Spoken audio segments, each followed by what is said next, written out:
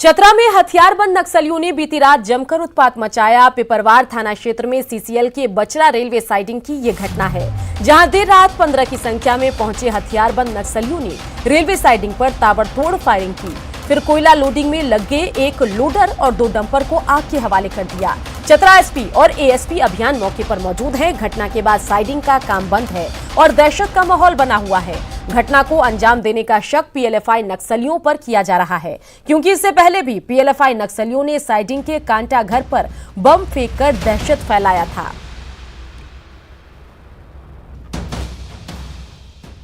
तो अहम खबर आपको बता रहे हैं और देखिए कि पीएलएफआई नक्सलियों की करतूत के बाद तस्वीरें यहां पर क्या कुछ आपको दिखाई दे रही है। तो माना यह जा रहा है कि ये करतूत जो है वो पीएलएफआई नक्सलियों की है, क्योंकि ये पहला मौका नहीं है। इससे भी पहले भी वो कई घटनाक्रम को अंजाम दे चुके हैं।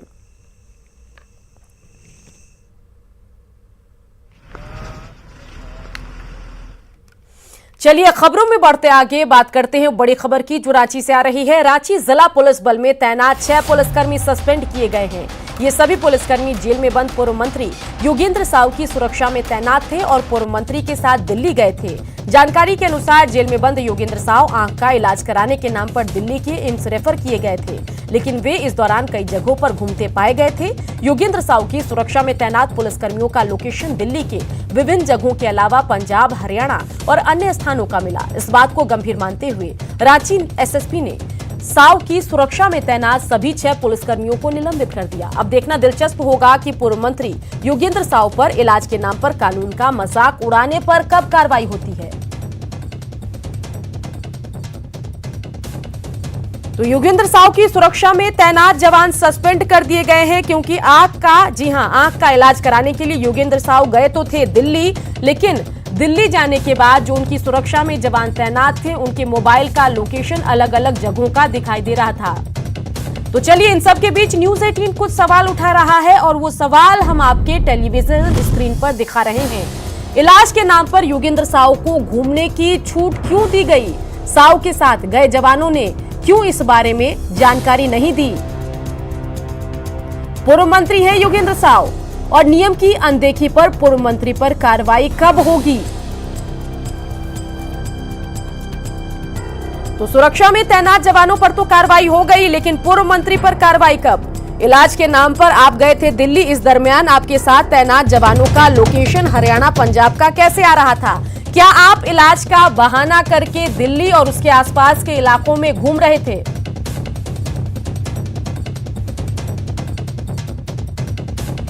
तो पूर्व मंत्री योगेंद्र साहू पर इलाज के बहाने दिल्ली और दूसरे राज्यों में घूमने का आरोप लगा है। इस मामले में 6 पुलिसकर्मी सस्पेंड किए गए हैं। वहीं बीजेपी ने कहा है कि पूर्व मंत्री पर पहले भी ऐसे आरोप लगते रहे हैं। उन्होंने इसमें पुलिस की लापरवाही पर सवाल खड़े किए हैं।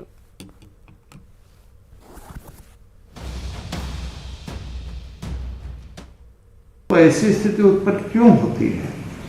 विचार का विषय यहाँ पर है कि आखिर पुलिसकर्मी के रहते हुए भी कोई भी व्यक्ति हो, चाहे बड़ा से बड़ा पद पर क्यों न हो या अपराधी क्यों न हो, आखिर इस तरह से घूमता है, छूटा घूमता है, तो कहीं ना कहीं प्रशासन की कमजोरी के कारण ऐसा होता है। ये कोई पहला केस नहीं है, पहले भी ऐसी घटना योगेंद्र साहू कर चुके।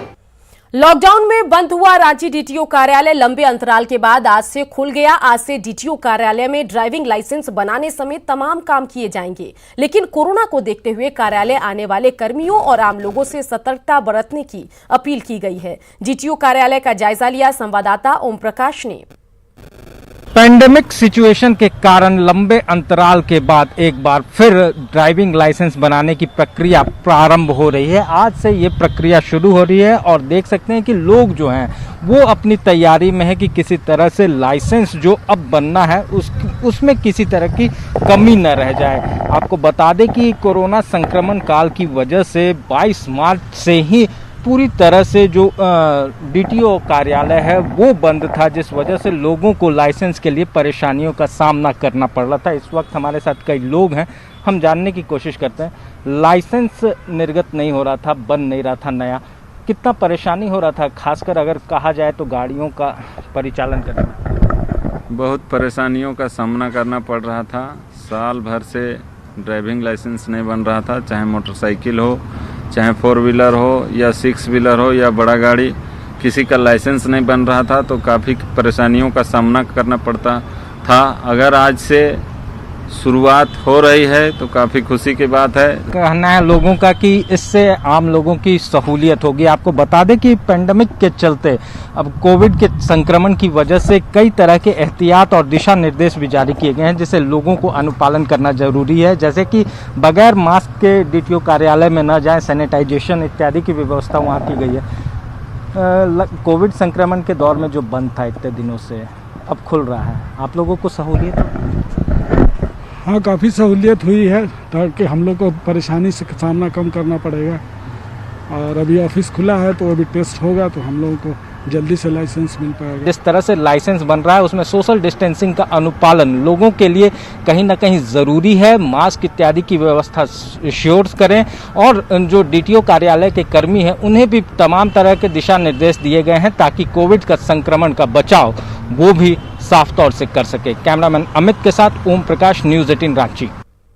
आज हेमंत सोरेन कैबिनेट की बैठक होने जा रही है। रांची के प्रोजेक्ट भवन में 4 बजे से आयोजित कैबिनेट की बैठक में शिक्षा, स्वास्थ्य, ग्रामीण विकास सहित कई विभागों की 1 दर्जन से अधिक प्रस्तावों पर मुहर लगने की संभावना है। अधिक जानकारी दे रहे हैं संवाददाता भुवन किशोर झा।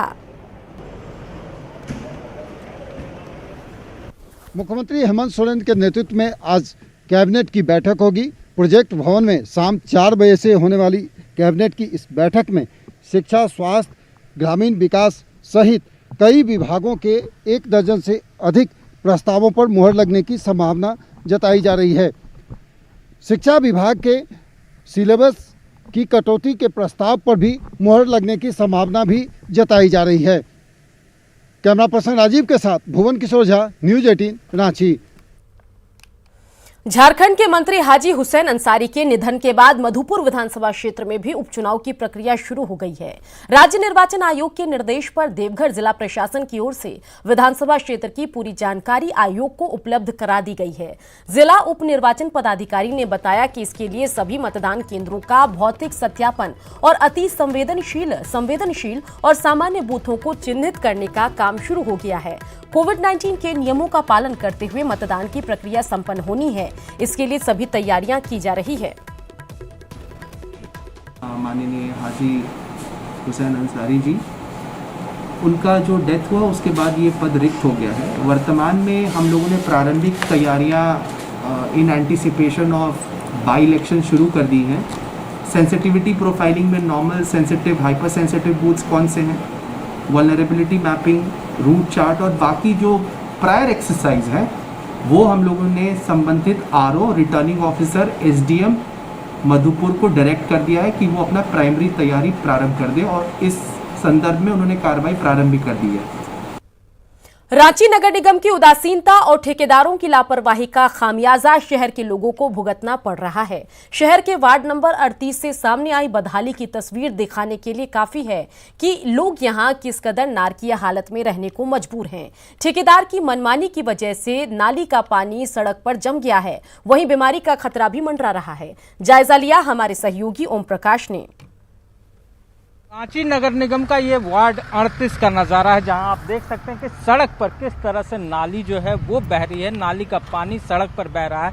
हर आने जाने वालों को परेशानियों का सामना करना पड़ रहा है। बावजूद इसके नगर निगम को इस ओर ध्यान नहीं जा रहा है, जिससे आम लोगों की परेशानी जो है वो खासी बढ़ती हुई नजर आ रही है। आपको बता दें कि कोविड संक्रमण का दौर है और इस दौर में इस तरह से नाली उफान पर है, जो सड़कों पर पानी बह रहा है, उससे संक्रमण का खतरा और भी फैल सकता है। बहरहाल निगम की तरफ से तमाम तैयारियों की कवायद और जो कोशिशें हैं उसके दावे तो किए जाते हैं, लेकिन उसकी बानगी क्या है ये इन तस्वीरों से साफ तौर से बयां होती है। किस तरह से परेशानी हो रही है, क्योंकि हर आने जाने वाले को इस नाली को क्रॉस करना पड़ रहा है, बच्चे भी, बूढ़े भी। जी, आने जाने में काफ़ी गंदगी है। गंदगी के कारण तो स्वाभाविक है कि परेशानी होगा ही। पानी से गुजर के आना जाना पड़ रहा है, रास्ता बदलना पड़ जा रहा है। बच्चा लोग ये रास्ता कम यूज हो रहा है जब से पानी जमना चालू हुआ है बरसात के समय से। अब क्या बोलिएगा, नया रोड बना, जो ठेकेदार था जो यहाँ काम किए सब अपना सामान यहाँ छोड़ दिए। कचरा नली जो था वो भर गया, ड्रेनेज गिट्टी से मट्टी से सब देख ही रहे, सामने है। आपका बोलना क्या है? कोई नहीं आया, कोई नहीं आया, कोई नहीं आया, कोई नहीं आया। एकदम बार बार हम लोग कंप्लेन लिखे मगर नहीं कोई नहीं आया। साफ तौर से देख सकते हैं निगम की उदासीनता जो है वो इन तस्वीरों को देखकर आसानी से समझी जा सकती है। बावजूद अगर निगम के अधिकारियों की आंख नहीं खुलती तो हम उसे दिखाने की कोशिश कर रहे हैं कि इन तस्वीरों को देखने के बाद भी निगम जो है उसका ध्यान इस ओर जाए और लोगों को इस परेशानी से निजात दिला पाए। कैमरामैन अमित के साथ ओम प्रकाश, न्यूज़ 18 रांची। खबर जमशेदपुर के मानगो से, जहां जमीन विवाद को लेकर दो परिवार के बीच जमकर मारपीट हुई। लाठी और डंडे और चाकू से एक दूसरे पर हमला किया गया। झड़प में एक युवक की चाकू लगने से मौत हो गई, जबकि 6 लोग घायल हो गए, जिन्हें इलाज के लिए अस्पताल में भर्ती कराया गया। घटना के बाद दूसरे पक्ष के लोग फरार हो गए हैं। इधर घटना की सूचना मिलते ही पुलिस पर पूरे मामले की जांच में जुटी हुई है।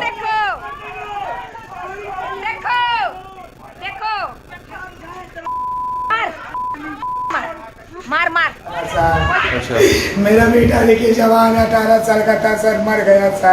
क्या चीज से मारा? वो लेकिन आज मैं चाकू तोड़ लिया सर, बैग लेके। झंझट चला रहा था बाप बेटे के बीच में। इसी में बाप और बेटे के बीच में मारपीट हुई है, जिसमें ऐसी जानकारी है कि इसका जो बाप बेटे में विवाद था, बेटे के बेटे को कुछ आपस में ही परिजनों के द्वारा मिलकर मारपीट की गई है, जिससे अभी सूचना मिली है कि उसकी मृत्यु हो चुकी है।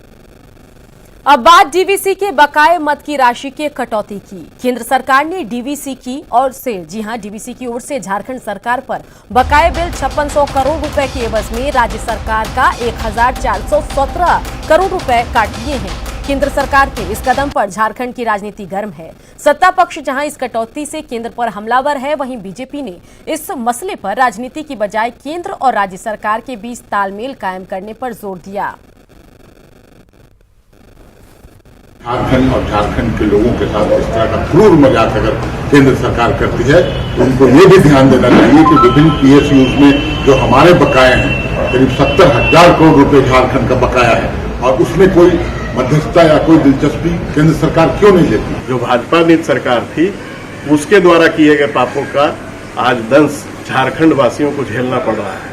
तो ये झारखंड वासियों के साथ आज जो ये सौतेला व्यवहार कर रही है, इसका जवाब केंद्र सरकार को देना पड़ेगा। केंद्र सरकार को मदद करना चाहिए, वहाँ कटौती कर रही है, जिसका राष्ट्रीय जनता दल घोर विरोध करती है, निंदा करती है। उनकी जो साजिश है वो साजिश सफल नहीं होने वाली है। किन परिस्थितियों में ऐसी बातें हुई हैं तो इसमें तह में जाने की जरूरत है, अन्यथा इस तरह की चीजों पर सिर्फ और सिर्फ राजनीति होती है, जो किसी भी दृष्टि से उचित नहीं है। रांची में कांके डैम को बचाने के लिए 15 दिनों से कांके डैम बचाओ संरक्षण समिति का आंदोलन जारी है। कांके डैम को प्रदूषण मुक्त करने और मछली मारने का अधिकार देने की मांग पर विस्थापित सत्याग्रही आंदोलन पर बैठे हैं। विस्थापितों से बात की सहयोगी संजय कुमार सिन्हा ने। के डैम को प्रदूषण मुक्त बनाने और यहां से जो विस्थापित मछुआरे हैं अपने अधिकारों की मांग को लेकर 2 अक्टूबर से सत्याग्रह कर रहे हैं। आखिर हम उनसे जानने की कोशिश करेंगे कि सत्याग्रह की वजह क्या है, आखिर क्यों।